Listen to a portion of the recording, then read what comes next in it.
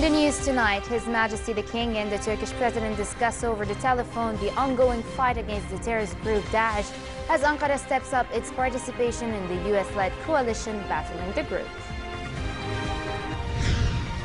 Jordan condemns a terrorist bomb attack in Bahrain that left 2 policemen killed and 3 more injured and bemoans the loss of innocent lives at the hands of the terrorists.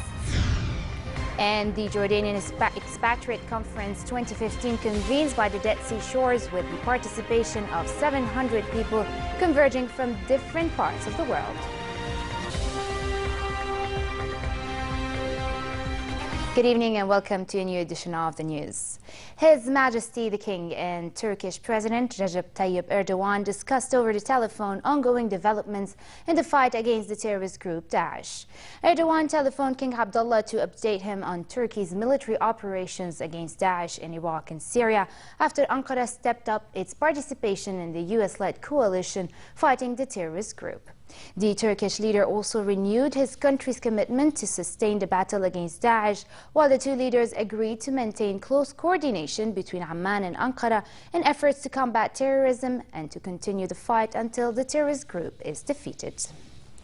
NATO today gave Turkey its full political support in fighting terrorists in Syria and Iraq at an emergency meeting in Brussels that convened at the request of Ankara to discuss the security situation in the country. During a 90-minute meeting, NATO members heard how Turkey was carrying out President Tayyip Erdogan's sudden change in strategy against Daesh and Kurdish militants based in Iraq after Ankara stepped up its role in the US-led coalition against Daesh and against Kurdish militants in Iraq. Several nations, however, urged Turkey not to undermine the Kurdish peace process by using excessive military force. Terrorism in all its forms can never be tolerated or justified. It is right and timely that we hold this meeting today to address the instability on Turkey's doorstep and on NATO's border. NATO is following developments very closely, and we stand in strong solidarity with our ally Turkey. While the NATO meeting was in session, the Turkish president told a news conference in Ankara it was impossible to continue the peace process with Kurdish militants who claimed responsibility for the killing of 2 Turkish police officers Sunday after a students' massacre last week. But later in the day, a spokesman for the ruling AK party said it was too soon to declare the peace process over and said it could resume if terrorist elements put down arms and left Turkey. Hours after Erdogan's news conference, the Turkish military said its fighter jet bombs Kurdistan Worker Party fighters in the southeast Turkish province in Sirnak bordering Iraq in response to an attack on officers and soldiers in Turkey.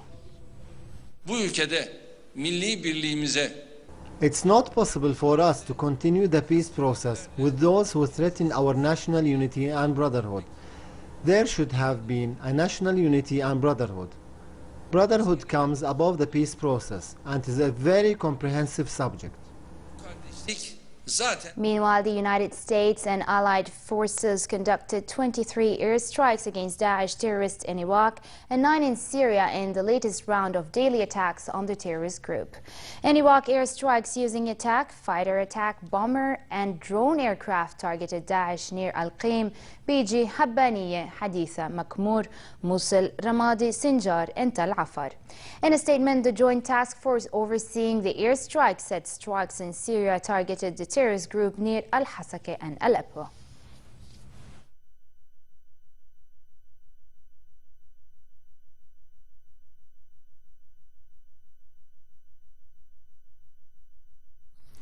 Over to Syria, where the Kurdish YPG militia captured a town from Daesh terrorists in the northern part of the country after a month-long offensive against the terrorists in the area to cut their supply lines.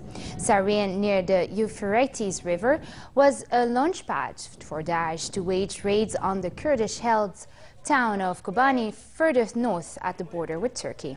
The YPG, backed by small Syrian rebel groups, had made significant gains against Daesh in Raqqa province, seizing Tel Abyad at the Turkish border on June 15 before advancing south and capturing the town of Ain Isa.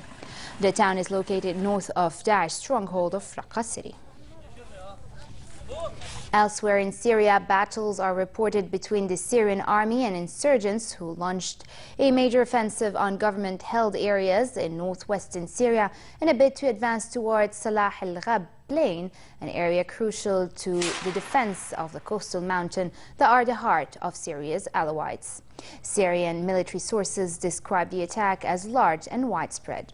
The Syrian Observatory for Human Rights said insurgents, including the Al-Qaeda-linked Nusra Front, captured government-held positions outside the town of Jisr al-Shughur and pushed into the northern tip of the plain overnight. The observatory added, however, that government forces had launched a counterattack and had recovered some lost ground in Sail al-Ghab. Back here at home, the official spokesman of the Jordanian Armed Forces said the border guards foiled last night an infiltration attempt by two people on the Jordanian-Syrian border. The armed forces emphasized that the kingdom's security is a red line, while stressing that the army operates with applicable rules of engagement. The official spokesman warned that border guards will deal firmly with border infiltration and smuggling attempts. Jordan has strongly condemned the terrorist attack in the Bahraini village of Sitra that killed 2 policemen and injured 3 others. State Minister for Media Affairs and the government spokesperson Mohammed al-Momeni voiced Jordan's solidarity with the government and people of Bahrain in countering violence that targets the security, stability and safety of Bahrain. He also stressed the kingdom's firm rejection of all forms of terrorist acts that have become a global challenge. Momeni also offered condolences to the Bahraini government, people and the families of the victim and wished the injured a speedy recovery. The attack took place earlier in the day, leaving in addition to 2 policemen dead, 1 seriously injured and 2 more with minor wounds. Israeli forces clashed with West Bank settlers before dawn during an attempt to evacuate illegal buildings following a high court order. Several Israeli police forces and paramilitary policemen arrived at the West Bank settlement of Beit El to carry out an interim high court order to halt the construction of 2 residential structures. Jewish settlers at the scene scolded the forces. Here's more. Dozens of Jewish ultranationalists barricaded themselves inside the Drainoff compound in the West Bank settlement of Beit El, and it took dozens of heavily armed police and paramilitary forces to clear them out. They'd been ordered to leave after a high court ruling that the buildings be demolished and that there be no further construction at the disputed site. Settlers angry with the high court order scolded the police. It's really from the heart, because I love you. It hurts me that this is what you're doing, fighting us instead of fighting our enemy. It's a real pity. You are expelling Jews from their home. Instead of destroying the Palestinians' homes, you're destroying the Jews' homes. Some of the settlers were arrested. No injuries were reported. Beit El settlers like Pesach Savage do not plan to give up, despite fierce opposition from a human rights organization and Palestinian landowners. The situation, the feeling here is very, very bad, and we hope that our representatives will really do something quickly. The Beit El local council is reportedly preparing to file a petition to the High Court in an attempt to cancel the demolition order. Under the slogan, Jordan brings us together, the 2015 Jordan Expatriate Conference convened by the shores of the Dead Sea with the participation of about 700 people converging from 60 countries from across the world. Organized by the Ministry of Foreign and Expatriate Affairs, the conference convened under the patronage of His Majesty the King and in response to his belief that channels of communication must be strengthened with Jordanians abroad and that every Jordanian can play a role in serving the homeland even when residing in a foreign country. The conference aims to establish sustainable partnerships between Jordanian expatriates and their homeland while seeking to learn about the challenges they face in order to enhance the services offered to them in their respective country of residence. Over 2 days, the conference hosts a number of parallel sessions and roundtables covering different themes, allowing participants to deliberate a host of economic, political, and reform issues pertaining to the homeland and to discuss ways of enhancing the role role of heads of missions and their spouses abroad, as well as to highlight the success stories some of them have achieved abroad. The results of the 2015 General Secondary Education Certificate Examination Tawjihi Summer Session were announced today.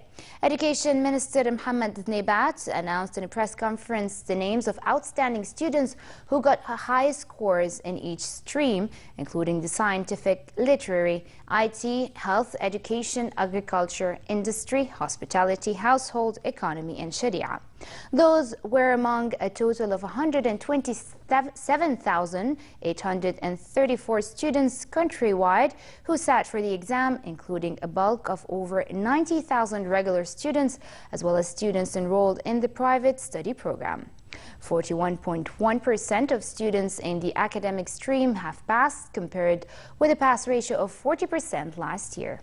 The pass rate stood at 59.1% in the scientific stream, 20.9% in the literary stream,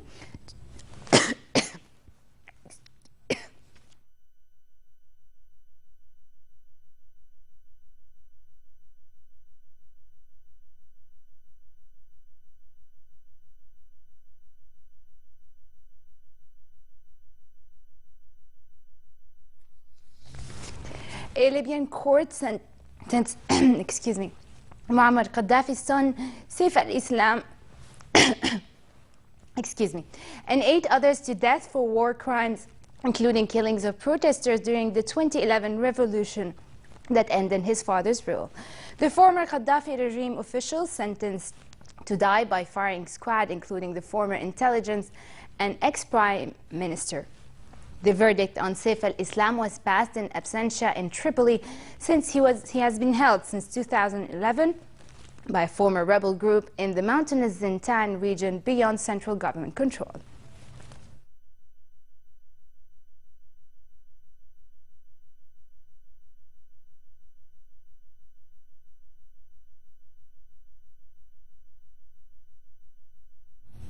The defendants were accused of a range of offenses, including the use of deadly force against unarmed demonstrators, as well as corruption. 8 ex-officials received life sentences and 7 jail terms of 12 years each, while 4 of the 37 defendants were acquitted. Iran and the European Union have agreed to start talks on issues including confronting terrorism. Iranian Foreign Minister Mohammad Javad Zarif told a news conference with the EU's chief diplomat in Tehran. EU Foreign Policy Chief Federica Mogherini arrived in Tehran for a one-day visit to discuss implementation of an agreement for Iran to curtail its nuclear program in return for lifting sanctions against the country reached in Vienna earlier this month. Mogherini said implementation of the agreement depends on political will, commitment, and patience of all parties involved. This is probably going to be one of the most difficult chapters to be opened, but I believe that this is going to be one of the most relevant ones. If we will manage to support a different understanding of the dynamics in the region, one that is based on cooperation rather than confrontation or competition, this would lead to benefits for all in the region and beyond.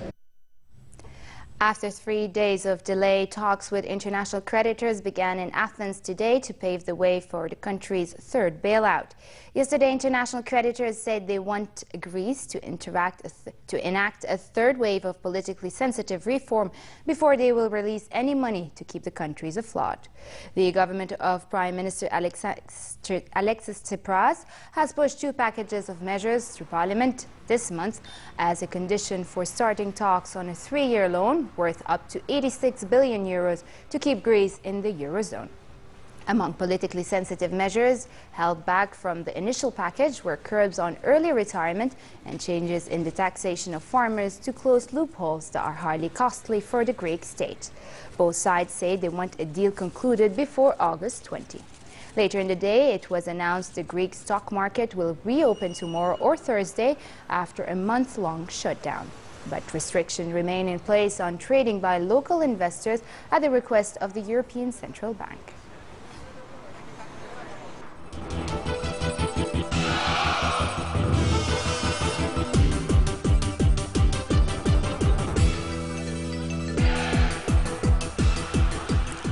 Michel Platini, the head of European soccer's governing body UEFA, is to announce in the next few days that he will stand for the presidency of FIFA. The 60-year-old Platini, a former France and Juventus midfielder, has been UEFA president since 2007 and had been expected to throw his hat into the ring to succeed Sepp Blatter, who announced his plan to stand down 2 months ago. Platini's impending announcement, expected before the end of the week, is likely to prompt other contenders to confirm their plan to stand. South Korea's Chung Moon-jun, a former FIFA vice president, is expected to announce his candidacy next month. His Royal Highness Prince Ali is also considering running again in next February's election. The vote will be held at a special elective congress in Zurich on February 26th. For Chilean international midfielder Arturo Vidal, a dream has come true after Bayern Munich signed him for 4 years following an agreement with Italy's Juventus. Speaking at his first Bayern news conference in Munich, Vidal told reporters, "I've fulfilled my dream. Many years have passed during which I played professional soccer, and now a dream has come true." The 28-year-old, who also helped Chile win the Copa America title for the first time on home soil earlier this month, could join up with his Bayern teammates early as this week. And finally, moderate conditions continue in hilly areas for the rest of tonight, but it remains relatively hot in the Jordan Valley with northwesterly moderate winds. Tomorrow, relatively hot condition prevail in most regions with northwesterly moderate winds. The Gulf of Aqaba should expect hot weather tomorrow with northerly moderate winds and calm seas. Next are the lows and highs for tonight and tomorrow.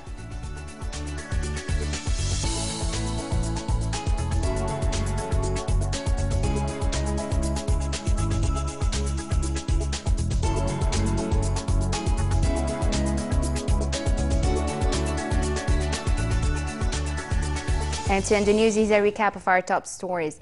His Majesty the King and the Turkish President discuss over the telephone the ongoing fight against the terrorist group Daesh as Ankara steps up its participation in the US-led coalition battling the group. Jordan condemns a terrorist bomb attack in Bahrain that left 2 policemen killed and 3 more injured, and bemoans the loss of innocent lives at the hands of terrorists. And the Jordanian Expatriate Conference 2015 convenes by the Dead Sea shores with the participation of 700 people converging from different parts of the world. And with this we come to an end. I'm Farah Ajlouni. Thank you for watching and have a good night.